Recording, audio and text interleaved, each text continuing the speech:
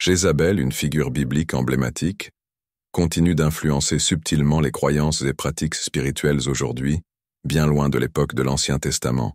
Mais comment une reine corrompue, qui a conduit Israël vers l'idolâtrie et la débauche, pourrait-elle encore avoir un impact sur notre foi chrétienne aujourd'hui?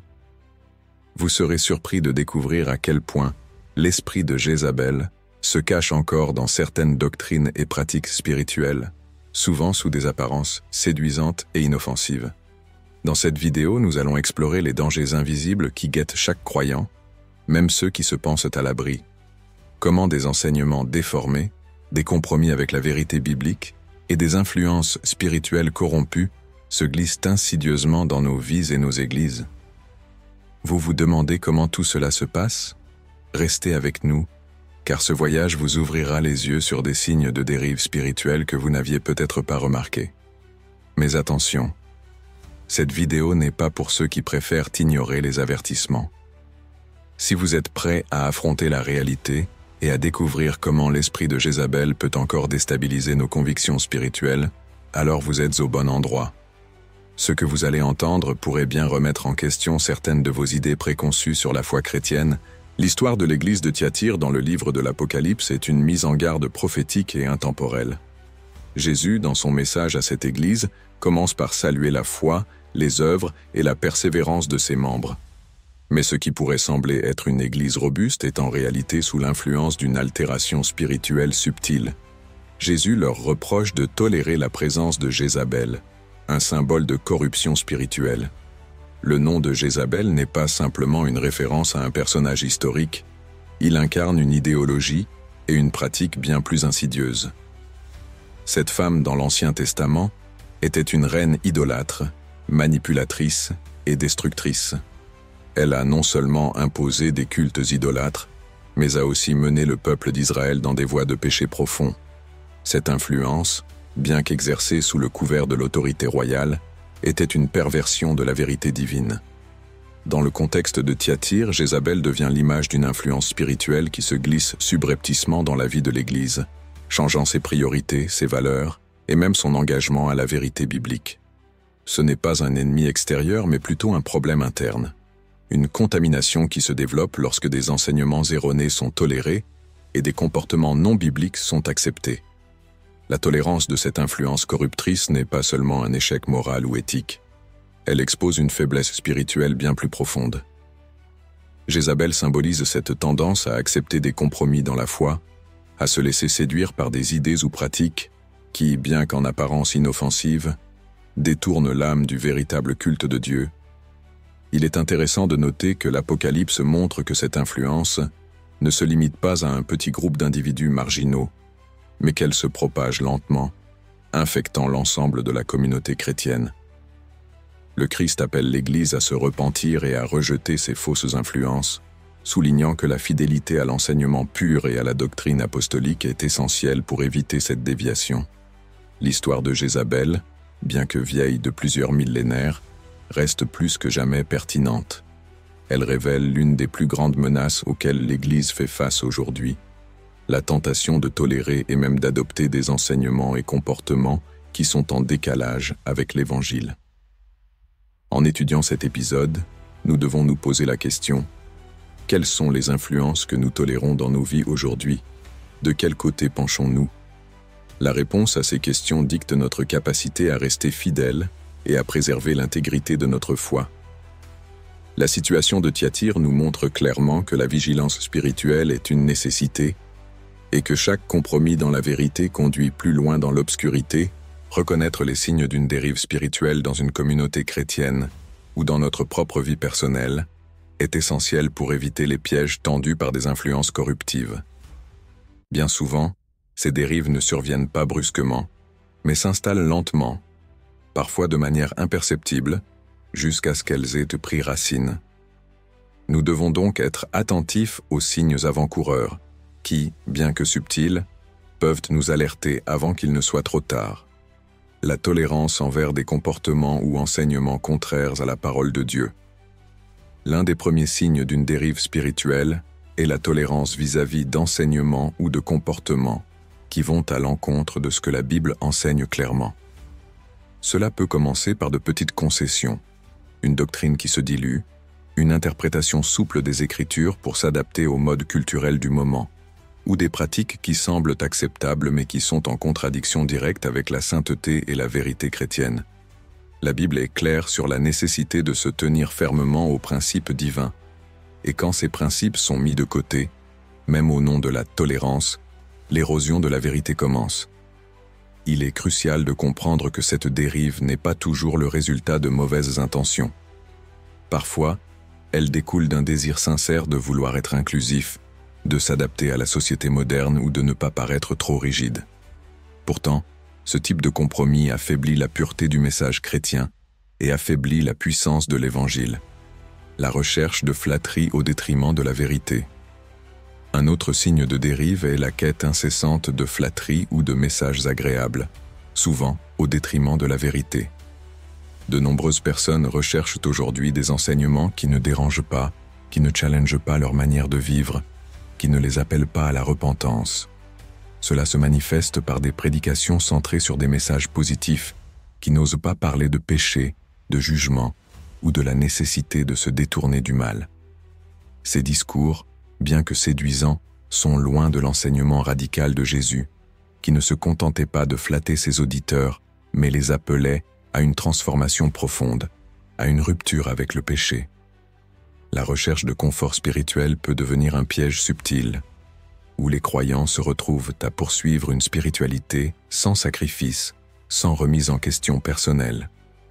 Dans cette dynamique, l'adoration devient plus une quête de bien-être qu'une obéissance radicale à Dieu. Et pourtant, c'est précisément dans la vérité, même lorsqu'elle est inconfortable, que nous trouvons la véritable liberté.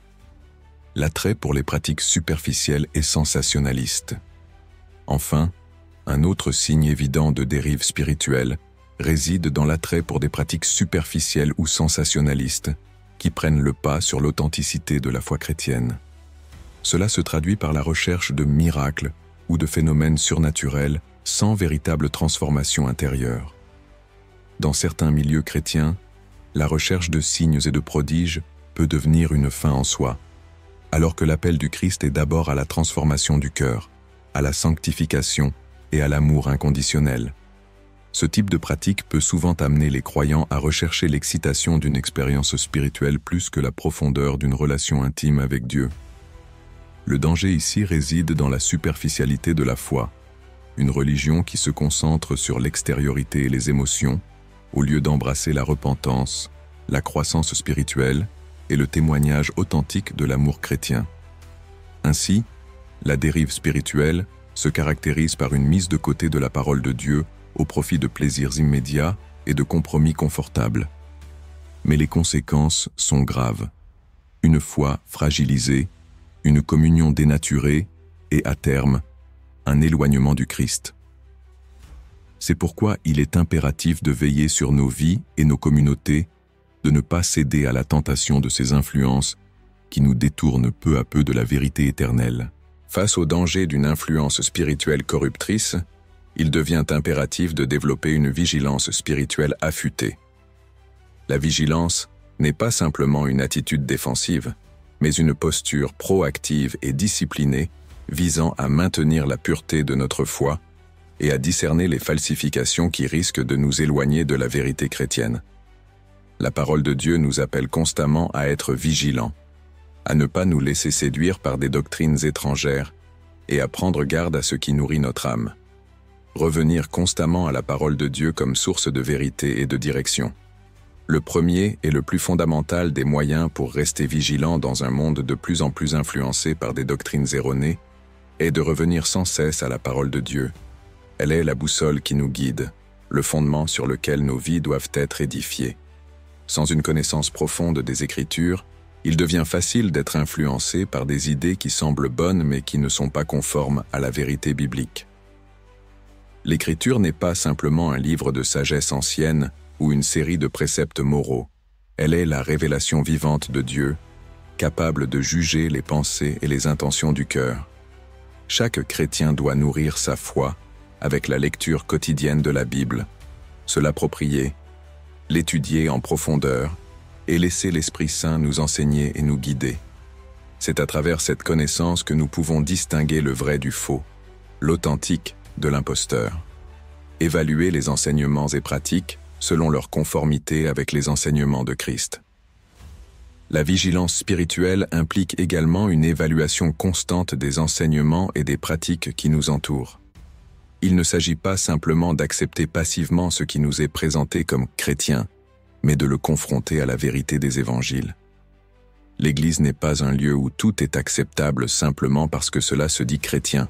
Au contraire, elle est appelée à être le gardien de la vérité, à préserver l'intégrité de la doctrine apostolique. Dans cette quête de vérité, chaque chrétien doit se poser la question : ce que j'entends, ce que je lis, est-il en harmonie avec ce que Jésus a enseigné? Est-ce conforme à sa parole? Si nous laissons de côté cette évaluation critique, nous risquons de tomber dans l'illusion de nous retrouver en communion avec des idées et des pratiques qui déforment le message de l'Évangile. Nous devons être prêts à rejeter ce qui est faux, même si cela semble séduisant ou populaire. Cultiver une foi enracinée dans la grâce et la transformation intérieure. Enfin, une vigilance spirituelle authentique se nourrit d'une foi profondément enracinée dans la grâce de Dieu. L'appel du Christ n'est pas à des performances extérieures ou à une apparence de piété, mais à une transformation intérieure, vécue quotidiennement. Cette transformation se manifeste par la repentance, la purification du cœur et la mise en pratique des enseignements du Christ dans nos vies. La foi chrétienne n'est pas une question d'apparence ou de conformité extérieure, mais de relation personnelle avec Dieu qui transforme nos pensées, nos désirs et nos comportements.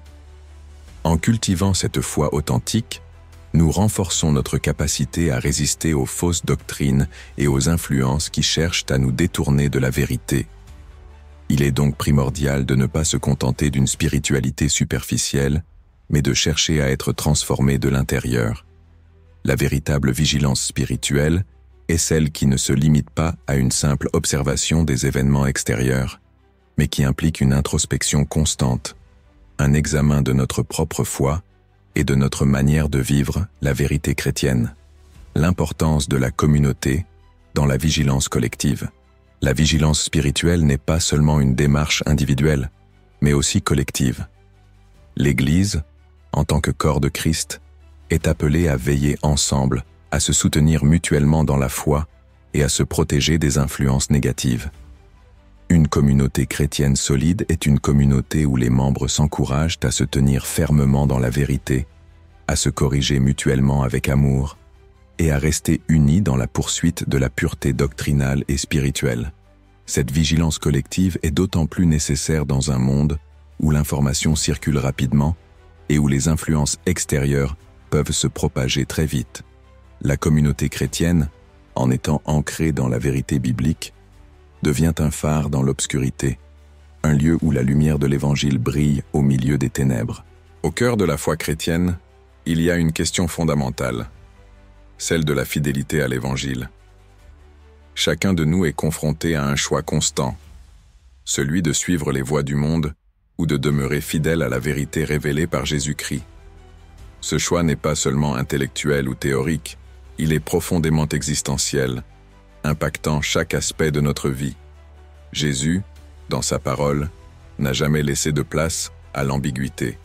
Suivre Christ signifie renoncer à soi-même, prendre sa croix et marcher dans la lumière de la vérité, même quand cette voie est semée d'embûches. Le monde dans lequel nous vivons nous offre une multitude de voies séduisantes. Il existe de nombreuses voies qui nous encouragent à adopter ces valeurs. La recherche du confort matériel, l'individualisme, le relativisme moral. Ce sont des chemins qui promettent la facilité, l'accomplissement personnel immédiat et parfois une forme de tranquillité. Mais derrière cette façade de confort se cache souvent un vide spirituel profond, une absence de sens véritable et une aliénation progressive du cœur humain. Le monde nous pousse à suivre ces dictées sans questionner ni évaluer si elles sont en accord avec l'enseignement du Christ. Cela se traduit par une pression constante pour accepter des compromis dans nos valeurs, dans notre éthique et dans nos choix de vie. Cependant, Jésus a averti que la voie du monde mène à la destruction. Large est la porte, et vaste est le chemin qui mène à la perdition. Matthieu 7,13. Le confort temporaire que le monde offre cache souvent une réalité de mort spirituelle et d'éloignement de Dieu. À l'opposé de ce chemin large et facile, Jésus appelle ses disciples à une voie plus étroite, celle de la fidélité à la parole de Dieu. Cela implique souvent des choix difficiles, des sacrifices et une remise en question constante de nos priorités. Mais cette voie, bien que exigeante, est aussi celle de la vie abondante. Jésus nous offre une promesse. « Je suis le chemin, la vérité et la vie. Nul ne vient au Père que par moi. » Jean 14,6. En suivant Jésus, nous ne faisons pas simplement un choix moral, mais un choix de vie, un choix de transformation intérieure et de restauration spirituelle. Ce choix de fidélité à l'Évangile n'est pas un acte ponctuel, mais un engagement quotidien. Chaque jour, nous devons décider de prendre notre croix, de dire non à nos désirs égoïstes et de marcher dans la lumière du Christ. Cela signifie rejeter les influences qui nous égarent, comme celles que l'on retrouve dans la tolérance aveugle à des enseignements erronés ou la quête de satisfaction superficielle. Suivre Jésus n'est pas une aventure solitaire, c'est aussi un chemin où l'on est appelé à marcher ensemble en tant que communauté. Ce chemin de vérité et de lumière est celui qui purifie nos cœurs, nous conduit à la repentance et à la sanctification. C'est un chemin où la grâce de Dieu transforme nos vies, nous rend capables de vivre selon ses préceptes, non pas par nos propres forces, mais par sa puissance. Mais pour que ce choix soit véritablement nôtre, il doit être nourri par une relation personnelle avec Dieu. La foi chrétienne n'est pas une simple adhésion à un ensemble de doctrines, mais une rencontre intime avec un Dieu vivant, qui nous appelle à vivre en sa présence et à refléter sa lumière dans un monde en ténèbres. C'est cette lumière qui doit rayonner en nous et qui nous permet de discerner le bien du mal, la vérité du mensonge. Faire ce choix de suivre Christ est un acte de volonté, un engagement renouvelé jour après jour. Ce n'est pas un acte unique, mais un choix continu, où chaque instant de notre vie devient un moment de décision. Allons-nous suivre les voies du monde ou demeurer fidèles à l'appel de Jésus? La fidélité à l'Évangile est donc un processus dynamique, un chemin de croissance spirituelle qui exige de nous une vigilance constante. Cela signifie cultiver une conscience claire de ce qui nourrit notre âme et des influences qui l'éloignent de Dieu. C'est un choix qui demande de la discipline, de la prière et une vie ancrée dans la parole de Dieu. Et même lorsque la pression sociale ou les défis personnels se font ressentir, ce choix demeure, car il est fondé sur la vérité éternelle de l'Évangile. En fin de compte, la fidélité à l'Évangile est le seul chemin qui mène à la vie véritable. C'est un choix qui nous invite à vivre dans la lumière, à rejeter les ténèbres et à marcher selon la vérité du Christ, qui est la seule voie, la seule vérité et la seule vie. Après avoir exploré les dangers invisibles que l'esprit de Jézabel peut encore causer dans nos vies spirituelles, il est temps de prendre une décision. La vérité chrétienne n'est pas un simple ajout à notre vie. Elle doit en être le fondement. Il est impératif de rester vigilant, d'évaluer constamment nos influences et de nous assurer que notre foi reste enracinée dans la pureté de l'Évangile. Ne laissez pas des doctrines erronées ou des pratiques superficielles détourner votre cœur de ce qui est essentiel. Si vous sentez qu'il est temps de renforcer votre foi, de revenir aux racines de la parole de Dieu et de protéger votre vie spirituelle, je vous encourage à prendre un moment aujourd'hui pour réfléchir. Engagez-vous à rechercher la vérité, à cultiver une relation plus profonde avec Dieu et à discerner les voies qui cherchent à vous égarer. N'attendez pas que la dérive soit trop avancée pour agir. Si cette vidéo vous a parlé, partagez-la avec vos proches et encouragez-les à s'engager dans cette quête de vérité.